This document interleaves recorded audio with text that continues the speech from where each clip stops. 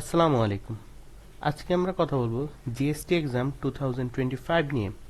অর্থাৎ জিএসটি কিছুদিন পূর্বেই জিএসটির রেজাল্ট প্রকাশিত হয়েছে এবং আমরা অনেকেই দ্বিধাদ্বন্দ্বের মধ্যে ভুগছি। আসলে আমরা সাবজেক্ট পাবো কিনা বা কত সিরিয়াল পর্যন্ত সাবজেক্ট আসবে, শেষ মানে লাস্ট মেরিট কত পর্যন্ত যেতে পারে। এটা জাস্ট একটা প্রেডিকশন, কেউ এটাকে শিওরলি ধরে নেবেন না। এটা আমরা বিগত বছরের স্ট্যাটিস্টিক্স অ্যানালাইসিস করে সাধারণত বলে থাকি। আহ, তো আমরা দেখে নিই কী কী ক্রাইটেরিয়া আসলে কত পর্যন্ত মেরিট যেতে পারে। তো প্রথমে আমরা দেখব যারা যারা ম্যাথ প্লাস বায়োলজি অ্যান্সার করেছেন তাদের মেরিট কত পর্যন্ত যাবেন। যারা ম্যাথ প্লাস বায়োলজি অ্যান্সার করে তারা আসলে একটু দূর পর্যন্ত মেরিট পায়, কারণ দুইটা subject math plus bio answer করার কারণে তারা সকল সাবজেক্টের জন্য এলিজিবল হয়। এই জন্য আমরা বলা যায় যে যারা ম্যাথ প্লাস বায়ো অ্যান্সার করেছেন তাদের মেরিট 15K প্লাস মাইনাস, অর্থাৎ মোটামুটি 15,000 পর্যন্ত যাবে এটা বলা যায়। বিগত বছরের স্ট্যাটিস্টিক্স যা বলে আর কি।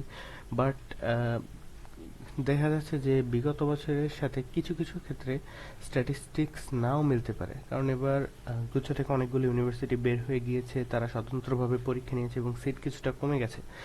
বাট তাও বলা যায় যেহেতু সবার শেষে পরীক্ষা হয়েছে জন্য 15K plus minus is a quite safe position.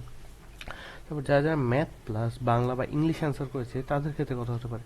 তাদের ক্ষেত্রে আমরা বলবো যারা যারা ম্যাথ প্লাস বাংলা বা ইংলিশ অ্যান্সার করেছে তাদের জন্য মোটামুটি 13K, সরি, তাদের জন্য মোটামুটি 13K প্লাস মাইনাস, অর্থাৎ এটা আসলে 13K বলা যায় না, এটা আমরা 12.5K দিই, কারণ হচ্ছে যেহেতু এক্সাম সবার লাস্টে হয়েছে এবং যারা যারা বায়ো প্লাস বাংলা বা ইংলিশ অ্যান্সার করেছেন তাদের জন্য আমি সেফ জোন বলবো মোটামুটি 11K। আমি আরেকটা বলে দিচ্ছি যেটা হচ্ছে মানে সবার জন্য সেফ, সবার জন্য সেফ জোন ধরে নেবেন আসলে।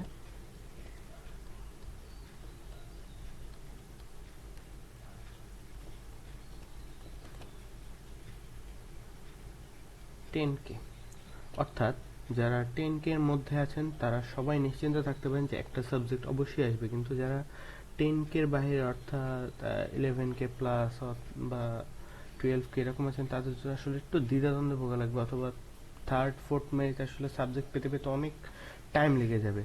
এবং এটা আসলে টাইমটা ঠিক বলা যায় না যে আপনার 2-3 মাসও লাগতে পারে, 4-5 মাসও লাগতে পারে। কিন্তু যারা মোটামুটি 10 এর মধ্যে আসেন আপনারা শিওর থাকতে পারেন ফার্স্ট সেকেন্ড থার্ড মিনিটের মধ্যে আপনাদের সাবজেক্ট চলে আসবে। এবং জিএসটির আরেকটা ব্যাপার হচ্ছে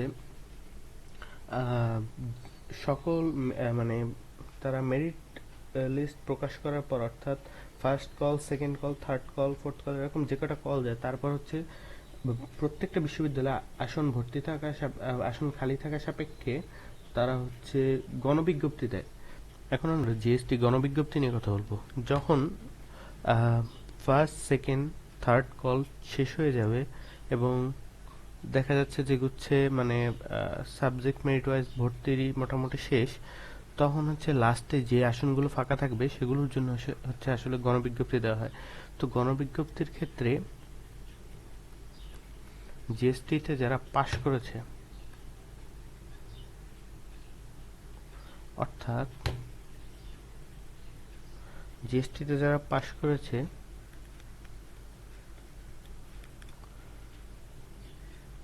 অর্থাৎ 30+ মার্ক পেয়েছে তাদেরকে গণবিজ্ঞপ্তি দিয়ে ডাকা হবে এবং তারা শর্ত সাপেক্ষে উক্ত ইউনিভার্সিটির বিভিন্ন সাবজেক্টে ভর্তি হতে পারবে।